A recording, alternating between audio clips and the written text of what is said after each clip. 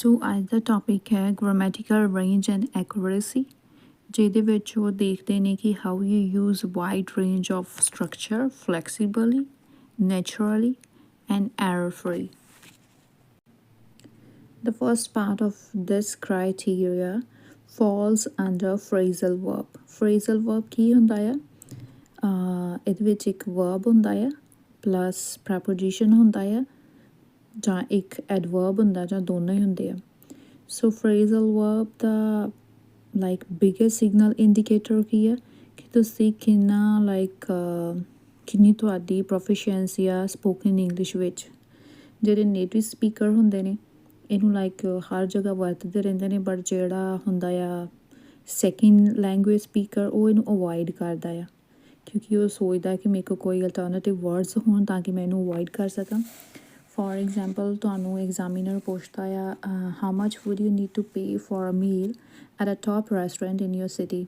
ਸੋ second language speaker ਕੀ ਬੋਲੇਗਾ? ਉਹ ਬੋਲੇਗਾ okay last time my family went for a celebratory meal and my father had to pay over 50 euros or 50 dollar or whatever your amount is, 50 for each of us.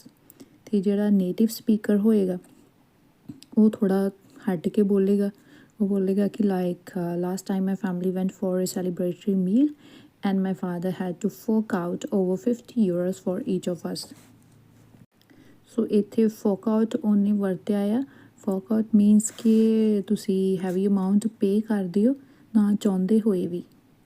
ਸੋ ਇੱਥੇ ਜੇ ਤੁਸੀਂ ਇੱਦਾਂ ਦੇ words ਫਰੇਜ਼ਲ verb ਜਿਹੜੇ use ਕਰਦੇ ਹੋ ਅਤੇ ਉਹ ਕੀ ਕਹੇਗਾ, ਤੁਹਾਨੂੰ ਕ੍ਰੈਡਿਟ ਦੇਵੇਗਾ ਤੁਹਾਡੇ ਗ੍ਰਾਮੈਟੀਕਲ ਰੇਂਜ ਵਾਸਤੇ, ਬਟ ਆਲਸੋ ਕੀ ਹੋਏਗਾ ਤੁਹਾਡੇ ਜੋ ਲੈਕਸੀਕਲ ਰਿਸੋਰਸਿਸ ਕ੍ਰਾਈਟੀਰੀਆ ਉਹਦੇ ਵਾਸਤੇ ਤੁਹਾਡੇ ਜਿਹੜੇ ਬੈਂਡ ਸਕੋਰਸ ਆ ਉਹ ਇਨਕਰੀਜ਼ ਕਰੇਗਾ। ਸੋ ਇਹਦੇ ਵਿੱਚ ਇਹ ਸ਼ੋਅ ਕਰਦਾ ਹੈ ਕਿ ਉਹਦਾ ਫਾਦਰ ਜਿਹੜਾ ਹੈਪੀ ਨਹੀਂ ਸੀਗਾ ਇਹਨਾਂ ਅਮਾਊਂਟ ਪੇ ਕਰਨ ਵਾਸਤੇ, ਬਟ ਅਨਵਿਲਿੰਗਲੀ ਉਹਨੂੰ ਕਰਨਾ ਪਿਆ। ਸੋ ਜਿਹੜਾ ਸੈਕਿੰਡ ਲੈਂਗੁਏਜ ਸਪੀਕਰ ਆ ਉਹਦੇ ਵਾਸਤੇ ਇਹ ਥੋੜ੍ਹੇ ਫਰੇਜ਼ਲ ਵਰਬਸ ਉਹਨਾਂ ਨੂੰ ਥੋੜ੍ਹੇ ਡਿਫੀਕਲਟ ਲੱਗਦੇ ਨੇ, ਕਿਉਂਕਿ ਜਿਹੜੇ some of the phrasal verbs ਕੀ ਆ ਉਹਨਾਂ ਦੇ ਵਿੱਚ ਇੱਕ ਨਾਊਨ ਪਲੇਸਡ ਹੁੰਦਾ ਆ in between the verb and the preposition. So for example ਤੁਸੀਂ ਦੇਖੋ ਕਿ ਜੇ ਬੋਲਣਾ ਹੋਏ ਕਿ my girlfriend called off her date or my girlfriend called her date off. So ਪਹਿਲੇ ਵਿੱਚ ਬੋਲਿਆ ਕਿ ਕਾਲਡ ਆਫ ਆਰ ਡੇਟ ਅਤੇ ਨੈਕਸਟ ਵਿੱਚ ਬੋਲਿਆ called her date off. They both are the phrasal verbs, but some falls before and some just fall between the verbs and the prepositions. So ਇਸ ਲਈ ਉਹ ਸੈਕਿੰਡ ਲੈਂਗੁਏਜ ਸਪੀਕਰ ਲਈ ਥੋੜ੍ਹਾ difficult ਲੱਗਦਾ ਆ, ਬਟ ਜਿੰਨੀ ਤੁਸੀਂ ਪ੍ਰੈਕਟਿਸ ਕਰੋਗੇ ਓਨਾ ਤੁਹਾਡੇ ਲਈ ਮਚ ਬੈਟਰ ਹੋਏਗਾ। ਇਹਦੇ ਵਾਸਤੇ ਤੁਸੀਂ ਦੇਖੋਗੇ ਕਿ ਜੇ ਤੁਸੀਂ ਇੰਗਲਿਸ਼ ਨਿਊਜ਼ਪੇਪਰ ਰੀਡ ਕਰਦੇ ਹੋ ਉਹਦੇ ਵਿੱਚ ਵੀ ਤੁਹਾਨੂੰ ਮਿਲੇਗਾ, ਅਤੇ ਜੇਕਰ ਤੁਸੀਂ ਇੰਗਲਿਸ਼ ਪੋਡਕਾਸਟ ਸੁਣਦੇ ਹੋ ਅਤੇ ਉਹਦੇ ਵਿੱਚ ਤੁਸੀਂ ਦੇਖੋਗੇ ਕਿ ਜਿਹੜੇ ਨੇਟਿਵ ਸਪੀਕਰ ਆ ਉਹ ਜਦੋਂ ਟਾਕ ਕਰਦੇ ਆ ਅਤੇ ਉਹ ਹੀਪਸ ਆਫ ਫਰੇਜ਼ਲ ਵਰਬ ਉਹ ਯੂਜ਼ ਕਰਦੇ ਆ।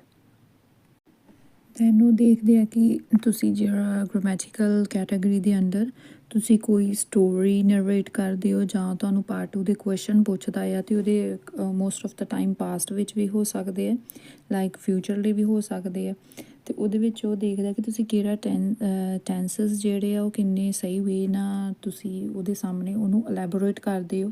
ਜਦੋਂ ਵੀ ਤੁਸੀਂ ਕੋਈ ਉਹਨਾਂ ਨੂੰ ਸਟੋਰੀ ਦੱਸਣੀ ਆ ਉਹ ਟੈਂਸ ਫੋਰਮ ਵਿੱਚ, ਅਤੇ ਤੁਹਾਨੂੰ simple past in conjunction with the past continuous and past perfect simple and past perfect continuous, ਤਾਂ ਕਿ ਉਹਨੂੰ ਜਿਹੜਾ ਮੋਰ ਇੰਡੀਕੇਸ਼ਨ ਮਿਲ ਸਕਦਾ ਆ ਤੁਹਾਡੇ ਜੋ ਇਵੈਂਟਸ ਹੋਇਆ ਉਹਦੇ ਸੀਕੁਐਂਸ ਵਿੱਚ ਉਹ ਜਾ ਸਕਦਾ, ਉਹਨੂੰ ਤੁਸੀਂ ਕਿੰਨੇ ਇੱਕ ਸੀਕੁਐਂਸ ਵਿੱਚ ਜਿਹੜੇ ਐਲੈਬੋਰੇਟ ਕਰਦੇ ਹੋ।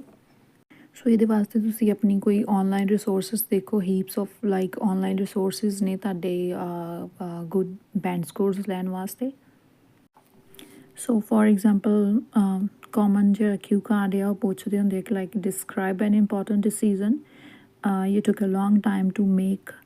ਸੋ ਉਹਦੇ ਵਿੱਚ ਤੁਸੀਂ ਬੋਲ ਸਕਦੇ ਹੋ what decision it was, what difficulties you faced in making this decision, how you made that decision, and explain why it took you a long time to make this decision. ਸੋ ਇਹਦੇ ਵਿੱਚ ਪਹਿਲਾਂ ਤੁਸੀਂ ਦੇਖਣਾ ਹੈ ਕਿ ਕੋਈ ਤੁਸੀਂ ਡਿਸੀਜ਼ਨ ਲਿਆ ਹੋਏ, ਜਸਟ ਉਹ ਤੁਹਾਡੀ ਇਮੈਜੀਨੇਸ਼ਨ ਵੀ ਹੋਣੀ ਚਾਹੀਦੀ ਹੈ ਅਤੇ ਜਾਂ ਤੁਹਾਡਾ ਕੋਈ ਰੀਅਲ ਇਵੈਂਟ ਵੀ ਹੋਣਾ ਚਾਹੀਦਾ ਹੈ।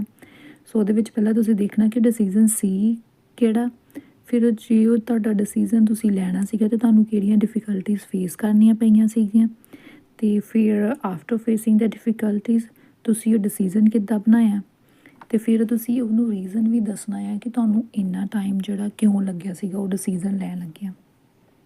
ਸਟੂਡੈਂਟ ਐਗਜ਼ਾਮਪਲ ਦੇ ਸਕਦੇ ਆ ਕਿ ਲਾਈਕ ਉਹ ਜਦੋਂ ਸਟੂਡੈਂਟ ਸੀਗੇ ਉਹ ਅੱਗੇ ਹਾਇਰ ਸਟੱਡੀ ਵਾਸਤੇ ਜਾਣਾ ਚਾਹੁੰਦੇ ਸੀਗੇ, ਬਟ ਫਾਈਨੈਂਸ਼ੀਅਲ ਕੰਡੀਸ਼ਨ ਜਿਹੜੀ ਸਟੇਬਲ ਨਹੀਂ ਸੀਗੀ ਅਤੇ ਉਹਨਾਂ ਦੇ ਜਿਹੜੇ ਫੈਮਿਲੀ ਮੈਂਬਰ ਚਾਹੁੰਦੇ ਸੀਗੇ ਕਿ ਉਹ ਕੋਈ ਲਾਈਕ ਜੋਬ ਵਗੈਰਾ ਕਰਨ। ਸੋ ਉਹਦੇ ਵਾਸਤੇ ਉਹ ਕੋਈ ਆਪਣੇ ਰਿਲੇਟਿਵ ਦੀ ਸ਼ੌਪ 'ਤੇ ਕੰਮ ਕੀਤਾ ਅਤੇ ਉਹਨਾਂ ਦੇ ਰਿਲੇਟਿਵ ਨੇ ਉਹਨਾਂ ਨੂੰ ਫੁੱਲ ਟਾਈਮ ਜੋਬ ਆਫਰ ਕੀਤੀ, ਬਟ ਉਹਨਾਂ ਦਾ ਜਿਹੜਾ ਇੰਟਰਸਟ ਸੀਗਾ ਉਹ ਲਾਈਕ ਆਪਣੀ ਹਾਇਰ ਸਟੱਡੀ ਵਾਸਤੇ ਸੀਗਾ। ਘਰ ਵਾਲੇ ਹੈਪੀ ਸੀਗੇ ਕਿਉਂਕਿ ਉਹਨਾਂ ਨੂੰ ਗੁੱਡ ਅਮਾਊਂਟ ਆਫ ਮਨੀ ਮਿਲਦਾ ਸੀਗਾ, ਉਹਨਾਂ ਦੀ ਟੈਨਸ਼ਨ ਨਹੀਂ ਸੀਗੀ ਕਿ ਨਹੀਂ ਅੱਗੇ ਪੜ੍ਹਨਾ ਆ। ਉਹਨਾਂ ਨੂੰ ਸੀਗਾ ਕਿ ਹਾਂ ਇਹਦਾ ਫਾਈਨੈਂਸ਼ੀਅਲ ਜਿਹੜੀ ਆ ਕੋਈ ਨਾ ਕੋਈ ਅਰਨਿੰਗ ਸੋਰਸਿਸ ਜਿਹੜੀਆਂ ਉਹ ਬਣ ਰਹੀਆਂ ਆ। ਬਟ ਮੇਰਾ ਇੰਟਰਸਟ ਜਿਹੜਾ ਉਹ ਅੱਗੇ ਪੜ੍ਹਾਈ ਵਿੱਚ ਸੀਗਾ, ਸੋ ਮੈਂ ਉਹਨਾਂ ਦੀ ਚੋਇਸ ਨੂੰ ਇੰਨਾ ਜ਼ਿਆਦਾ ਪ੍ਰੈਫਰੈਂਸ ਨਹੀਂ ਦਿੱਤੀ। ਮੈਂ ਸੋਚਿਆ ਕਿ ਮੇਰਾ ਕਿਹਦੇ ਵਿੱਚ ਇੰਟਰਸਟ ਆ, ਮੈਂ ਆਪਣਾ ਡਿਸੀਜ਼ਨ ਲਿਆ। ਅੱਗੇ ਮੈਂ ਯੂਨੀਵਰਸਿਟੀ 'ਚ ਗਿਆ ਅਤੇ ਉਸ ਤੋਂ ਬਾਅਦ ਮੈਨੂੰ ਵਧੀਆ ਲਾਈਕ ਯੂਨੀਵਰਸਿਟੀ ਦੀ ਕੁਆਲੀਫਿਕੇਸ਼ਨ ਕਰਕੇ ਮੈਨੂੰ ਵਧੀਆ ਜੋਬ ਮਿਲ ਗਈ ਅਤੇ ਮੈਂ ਕਦੀ ਆਪਣੀ ਲਾਈਫ ਵਿੱਚ ਰਿਗਰੈਟ ਨਹੀਂ ਕੀਤਾ। ਫਸਟ ਲਾਈਕ ਮੇਰੇ ਪੇਰੈਂਟਸ ਅਗਰੀ ਨਹੀਂ ਸੀਗੇ, but later on when they like found that I am happy with my job and have good amount of money, they just agreed with my decision and they still feel like how very proud on me। ਸੋ ਇਹ ਵਾਲਾ decision ਸੀਗਾ। ਅਤੇ ਜੇ ਇਹਨੂੰ English ਵਿੱਚ ਕਰਨਾ ਤਾਂ ਮੈਂ ਉਹ ਵੀ ਦੱਸ ਸਕਦੀ ਹਾਂ ਕਿ ਕਿੱਦਾਂ ਬੋਲਣਾ ਆ। So according to like native speaker with good range of vocabulary and phrasal verb, ਉਹ ਬੋਲ ਸਕਦਾ ਕਿ like while I was studying for my exam in my last year at the school, I started to think about my future, in particular what I was going to do at the age of 18.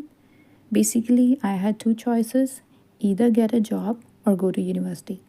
One of my father's friend, he just run his own shop, so my father talked to him and he gave me job over there. So when I used to work over there, my holidays was about to finish, and that moment my uncle offered me a full-time job. So he wanted me to, as soon as my exam over, I should need to join him. So I was very like tempted by the offer, but I also wanted to go to university. Most of my friends were planning to go to university, and I wanted to have that experience too. It was a very difficult decision because I would have needed to have got a student loan for my studies, and I have to pay loan to the bank because university education is not cheaper nowadays. So while I was trying to make up my mind, I sought advice from my family and friends. My parents wanted me to get a job immediately because they were like they scared of the financial loan that they have to pay for my university fee. But later on, one of my uncle helped for my financial for my financial situation, and I got admission in the university, and after 2 years I completed my degree, and within like 2 months I got my job for like software engineer. After that I just got a huge good amount of money from multinational companies. Then I talked to my parents and they just felt very proud that I took a good decision in my life, which I don't regret it now. So that was the biggest decision in my life that I took. No doubt I faced so many difficulties, but my continuous efforts and the guidance of my family and friends, I took the right decision and made my life far better. ਹੁਣ ਜੇ ਇਹਦੇ ਵਿੱਚ ਦੇਖਣਾ ਹੈ ਕਿ ਤੁਸੀਂ ਉਹਨੇ past continuous plus past simple ਨੂੰ ਕਿੱਦਾਂ ਡਿਸਕਰਾਈਬ ਕੀਤਾ ਹੈ ਉਹਦੀ ਲੌਂਗਰ ਬੈਕਗਰਾਊਂਡ ਦੇਣ ਵਾਸਤੇ। ਸੋ ਉਹਦੇ ਵਿੱਚ ਉਹ ਦੇਖ ਸਕਦੇ ਕਿ ਉਹਨੇ ਜਿੱਦਾਂ ਸਟਾਰਟ ਕਰਿਆ ਸੀਗਾ ਕਿ it was while I was studying for my final exams at university that I realised I didn't want to be a liar after all. So ਇਹਦੇ ਵਿੱਚ ਉਹਨੇ ਜਦੋਂ ਬੋਲਿਆ I was studying that was a past continuous tens.